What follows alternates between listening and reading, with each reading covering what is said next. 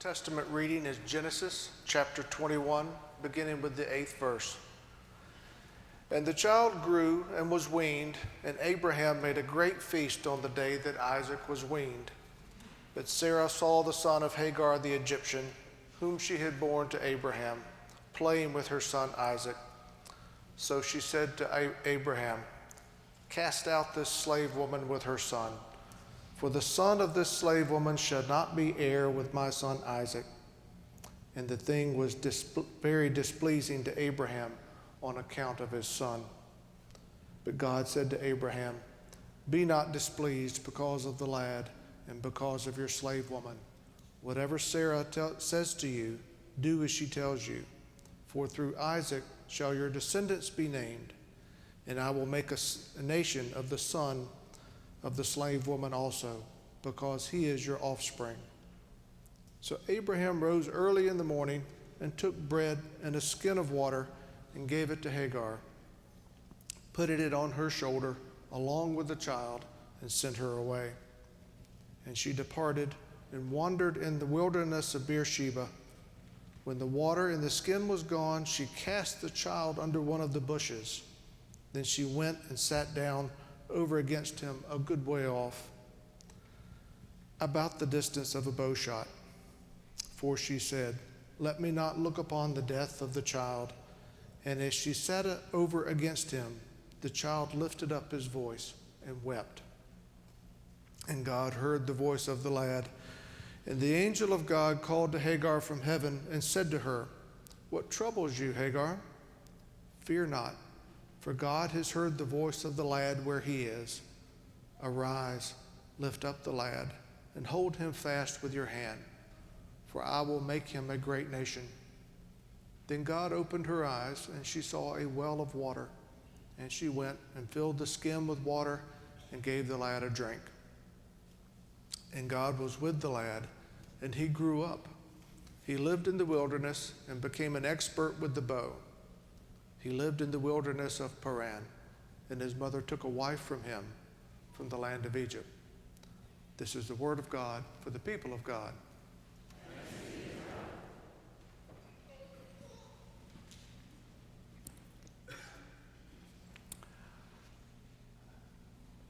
Well, what a tragic, poignant, and yet strangely hopeful story.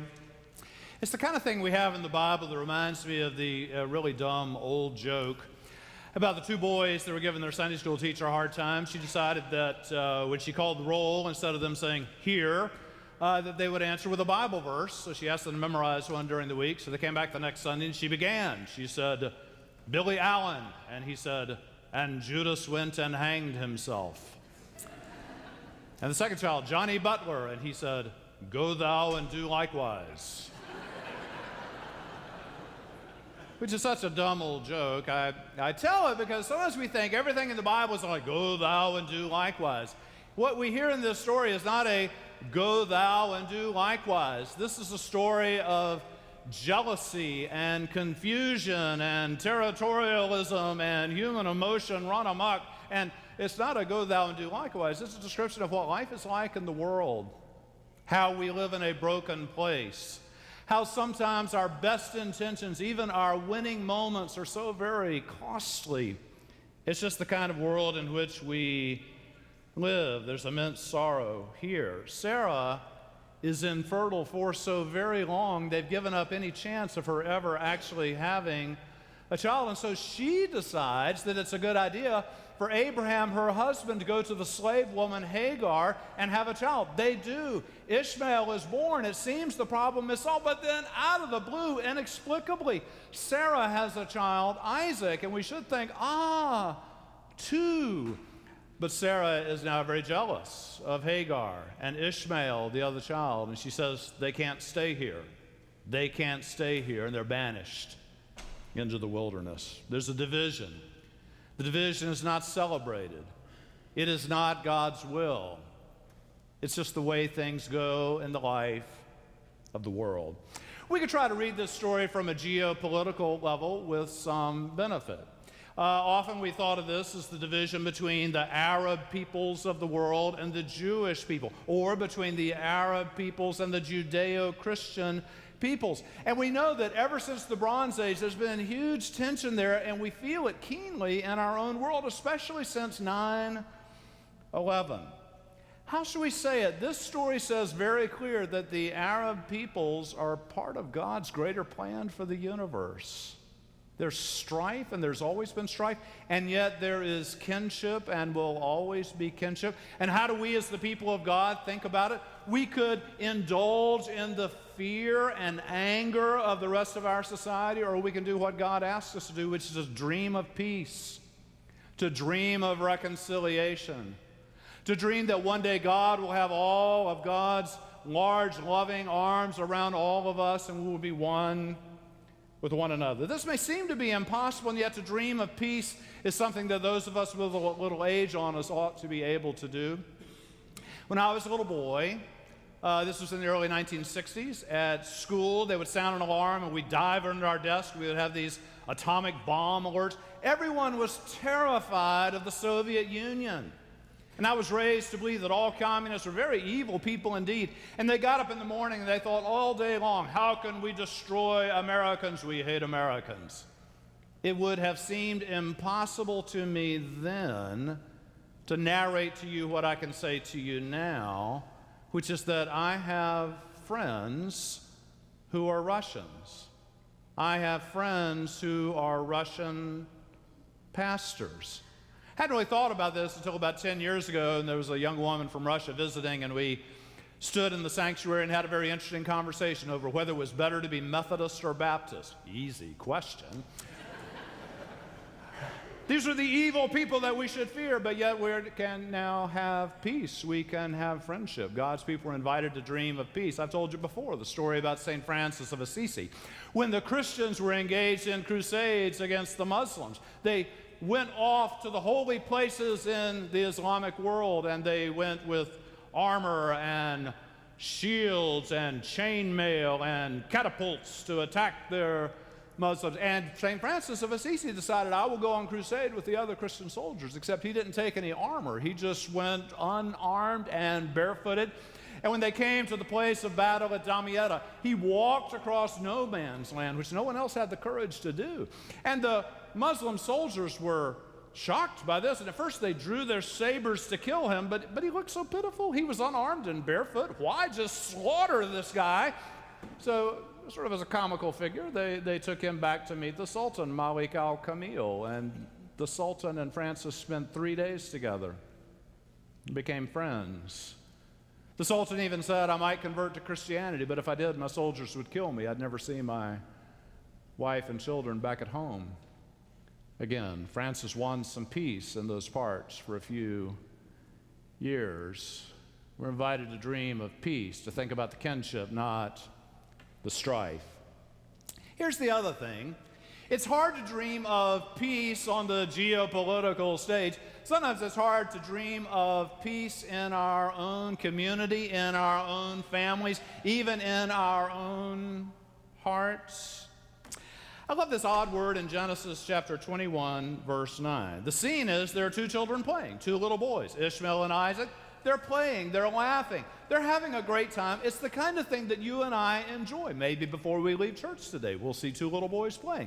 Or this afternoon, if you can bear the heat, you'll go out in your neighborhood and you'll see two little boys playing, and it will be a great delight. But what Genesis 21:9 says is, but Sarah saw Ishmael and Isaac playing. You would think it would say, and she saw them playing, but no, it says, but she saw them playing.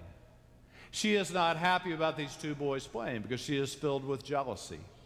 She feels fearful that her place will somehow be squandered. This happens so often, if you think about it. When there is new life, when something wonderful happens, so often there is this unseen cost that we don't pay much attention to.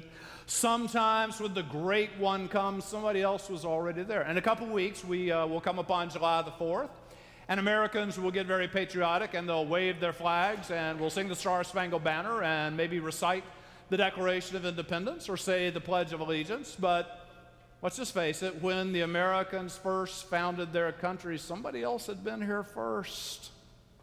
Somebody else was here when we came, and they lost their place. It's so often that way. I started to put in my notes to narrate to you that when I met Lisa and fell in love, that there was, in fact, at that time, there was an old girlfriend. But I thought it was better not to try to talk about that today. Lisa's here, you know. So often when there's new life, like you get a new job and you go, oh, that's so great, God blessed me with a job, but somebody else wanted that job. You get a promotion at work and you say, it's all going well, but somebody else is just dying for that promotion. It's always that way. Someone wins, but then there's someone else, there's some carnage that is left behind. How should we say it? This is just the way it is in our broken world. There's heartache. There's sorrow even in the thick of great joy and success. We find ourselves leading a compromised existence. I had good cause yesterday to think about the whole business of compromise. I was at our annual conference. Every year the Methodists get together at Lake Junaluska and we conduct the business of our annual conference, and we look at budgets in our institutions and how to reach the unchurched and all these things. It's lovely to go there and see other people, but we also have things to do. And yesterday, the bishop decided that we would have a panel discussion to talk about the future of the United Methodist Church, because there's so many challenges that we face moving forward. And so we had this panel, and he asked me to be one of the panelists along with 3 others. And so we had the panel discussion. Each of us made a presentation. There was a Q&A time. And it was going pretty well until this one guy went to the microphone, and something I had said really got on his nerves. And so when he came to the mic, he addressed me, and he said, Doctor, he couldn't think of my name. Doctor, and finally he said this. He said, Dr. Myers Park. That's my new name, Dr. Myers Park. I'd prefer James, of course. What he said was this. He got him in his speech and he said, there can be no compromise. There can be no compromise. And that sort of appeals to me in a way as a religious person, as a man of God. There can be no compromise. We can't compromise. But let's just face it, if you live on planet Earth with real people and in real situations, there's just compromise all the time. If you're going to be married, compromise. You're going to live with your neighbors, there's compromise. If you're going to get along with people at work, there's just compromise. It's inevitable. And all we can do before God is say, God, it was a compromise. I didn't know what to do. The 2 choices before me both seemed lousy. I picked the best of the 2, and I'm sorry that it's a compromise. And here, God, it's not good, but maybe you can do something with it.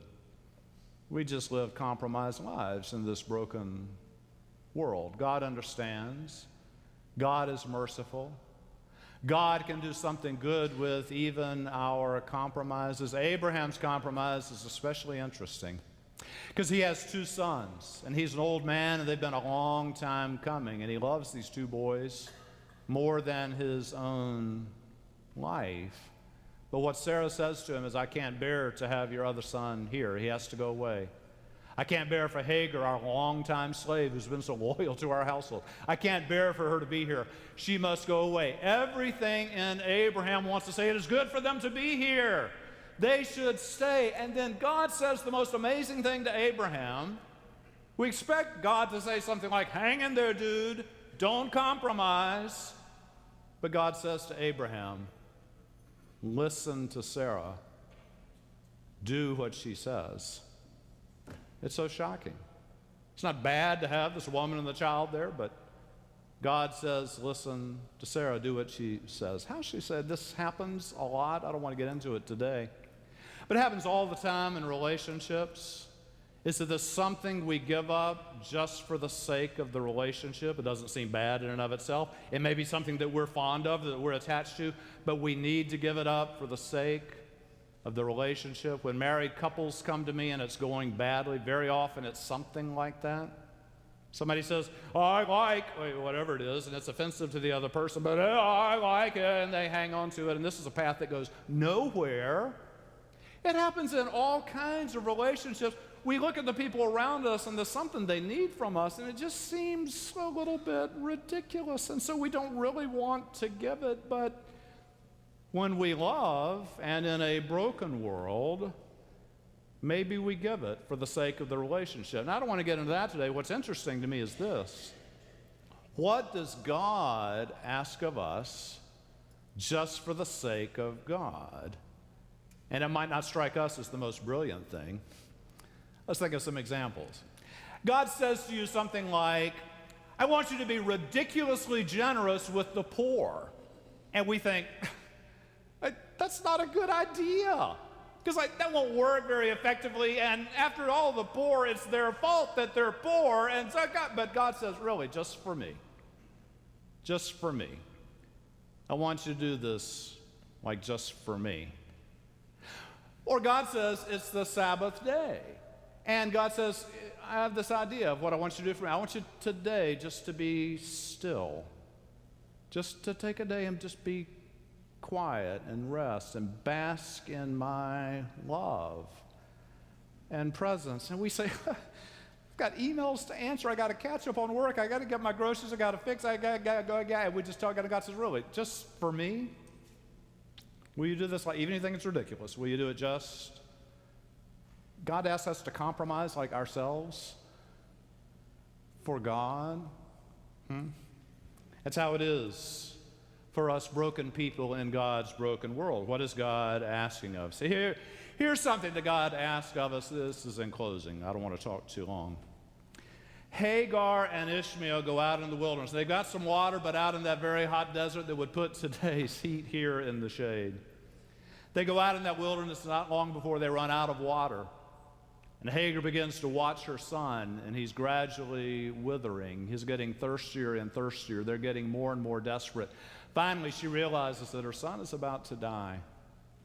She puts him under a bush to get what little bit of shade there might be, and then she withdraws to some distance. And you may ask, how could a mother leave her son alone? But what she says is, I could not bear to look on the death of my child.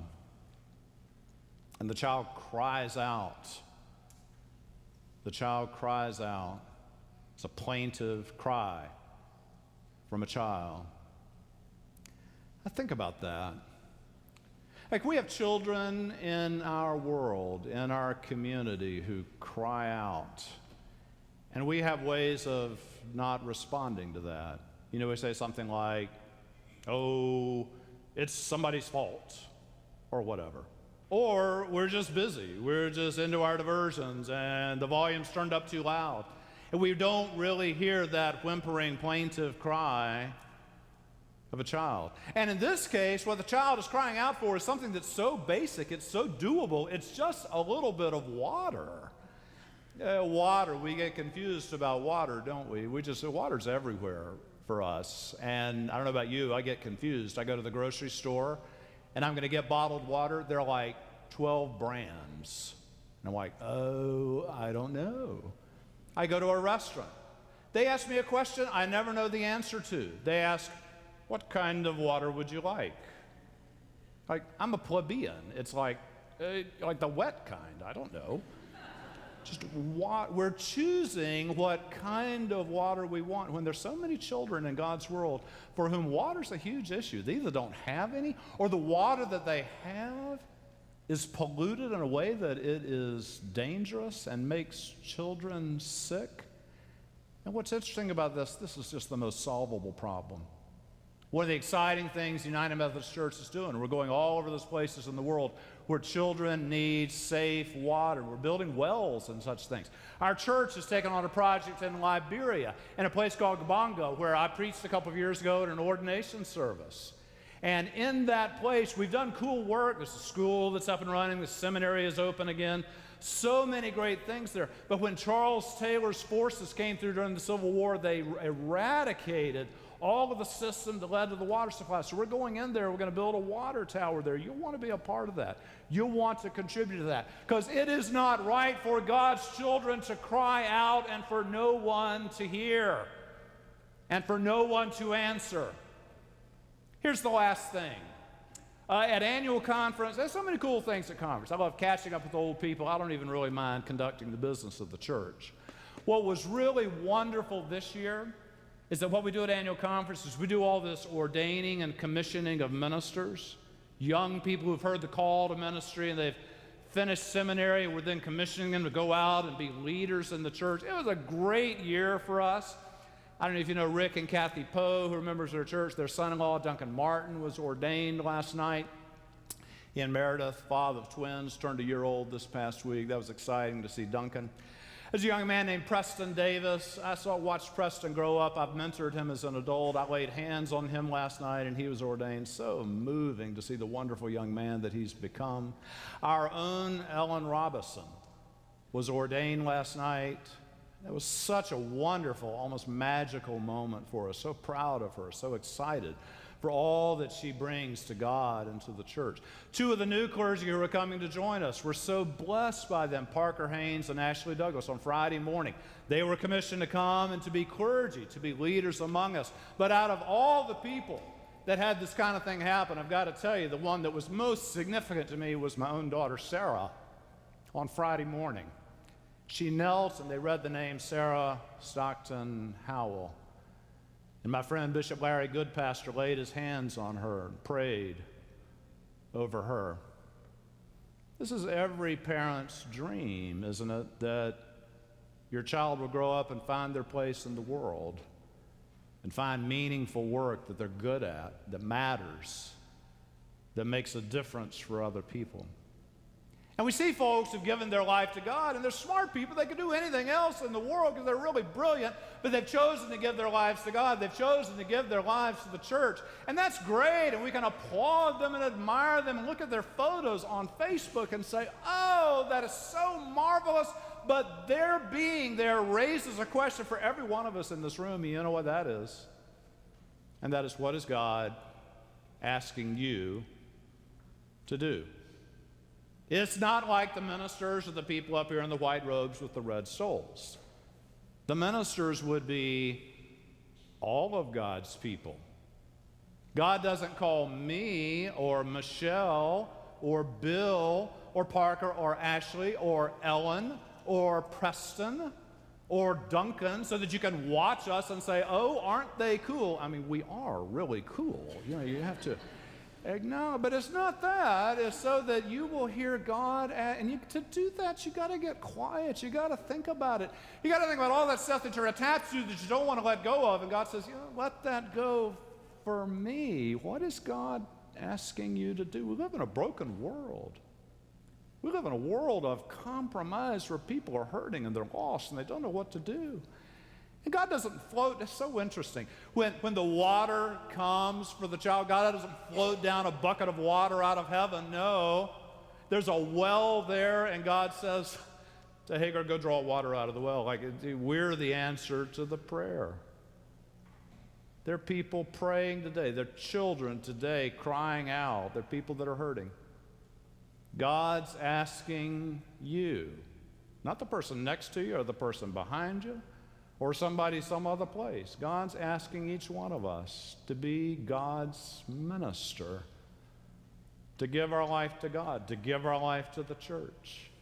It's the only question that matters at the end of the day in this broken place. And the cry isn't just somebody else's cry. If you think about it, that cry comes out of your own heart, out of your own soul. It's the loneliness that you feel when you're even in a great crowd of people having a good time. It's that anxiety that you are riddled with that you just don't know what to do with. It's that hollow place that you feel inside and you try to fill it with everything and it just doesn't work, does it? It's God calling out to you saying, follow me. Follow me. My prayer for me, for you, for all of us is that we'll hear what God's asking us to do. When we hear that, we'll just say, of course, Lord, whatever you ask, I'll do my best. It won't be great. It'll be compromised in some way, but it's me. It's for you.